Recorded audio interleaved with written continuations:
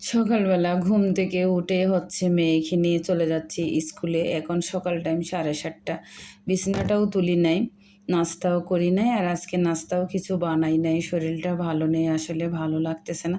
ব্যালকনির দরজাটা একটু খুলে দিলাম যেন আলো বাতাস ঢুকে। তো মেয়েকে নিয়ে বের হয়ে যাচ্ছি। এই যে আমার মেয়েকে রেডি করে দিলাম স্কুলের ড্রেস পরিয়ে, তারপর আমি নিজে রেডি হলাম।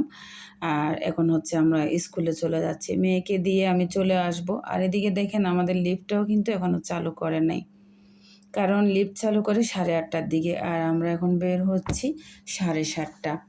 তো আমার মেয়ে সিঁড়িতে দাঁড়িয়ে আছে, কারণ আমি যাইতে দেরি হইলে ও কিন্তু অনেক তাড়াহুড়া করে, মানে তাড়াহুড়া করে চলে যাওয়ার জন্য স্কুলে যেন ফার্স্ট বেঞ্চে বসতে পারে। সকালবেলা আসলে বাচ্চা নিয়ে অনেক তাড়াহুড়াতে থাকি, কারণ তার টিফিন আছে, খাবার নাস্তা দিতে হয়, তারপর আবার স্কুলের ড্রেস পরিয়ে দিতে হয়। বই খাতাগুলো রাত্রেবেলা গুছিয়ে রাখি আমি। তো ওকে স্কুলে দিয়ে এসে এখন আমি মেয়েকে স্কুলে দিয়ে এসে আমি দুপুরে রান্না করে নিচ্ছি। দুপুরের রান্নাতে আজকে আমি তেলাপিয়া মাছ রান্না করব। তো মাছগুলো ধুয়ে পরিষ্কার করে নিলাম, আর এগুলো বাজার থেকে কেটে নিয়ে আসি, সেজন্য আর কাটার ঝামেলাটা হয় না। তো প্রথমে আমি পেঁয়াজ, রসুন, আদা ভালো করে কষিয়ে নিব। তারপর মশলাগুলো কষানোর পরে মাছগুলো দিয়ে দিব।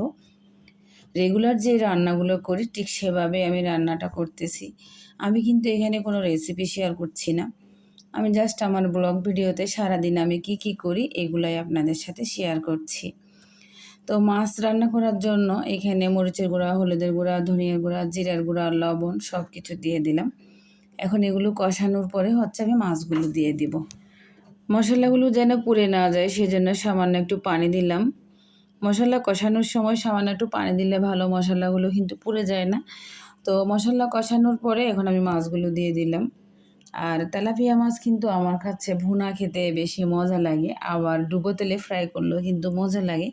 আজকে কেমন জানি ইচ্ছে করতেছে, মানে এভাবে একটু ঝোল দিয়ে রান্না করতে। আমি কিন্তু ঝোল দিয়ে কম রান্না করি। তো এখন উপর থেকে দিয়ে দিলাম টমেটো, কাঁচামরিচ, আর ঢাকনা দিয়ে ঢেকে দিব। তো এখন এটা কষাচ্ছি আর কি, এখনও ঝোল দিই নাই আমি। ভাত রান্না করব, চালগুলো পরিষ্কার করে ধুয়ে নিলাম, আর চুলায় চালটাও বসিয়ে দিয়েছি। আবার একটু কাজ আছে, আজকে একটু ব্যাংকে যাব, সেজন্য রান্নাগুলো একটু সকাল টাইমে করে ফেলতেছি। তো কোনো কাজ থাকলে সকালবেলা রান্নাটাও ছেড়ে ফেললে আসলে ভালো। এদিকে মাছের ঝোল দিয়ে দিলাম, মাছটা সিদ্ধ হতে থাক।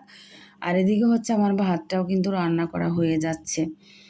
তো মাছগুলো আমার রান্না করা হয়ে গেছে, উপর থেকে আমি বিলেতি ধনিয়া পাতা দিয়ে দিলাম। আর এখন কিন্তু যে ধনিয়া পাতাটা পাওয়া যায় শীতকালে, ওইটা আছে, ওইটা আনি নাই। বিলেতি ধনিয়া পাতাটা বের হয়েছে, ওইটা নিয়েছিলাম। বাহিরের ওয়েদারটা একটু দেখাই। আকাশ কিন্তু মেঘলা, মানে বেশি পরিষ্কার না, একটু একটু মেঘলা আছে, আবার একটু একটু রোদও আছে, দুইটাই মিক্স। তো এখন মেয়েকে স্কুল থেকে নিয়ে আসলাম, আর আমার ভাইয়ের ছেলে আসছে, আলি।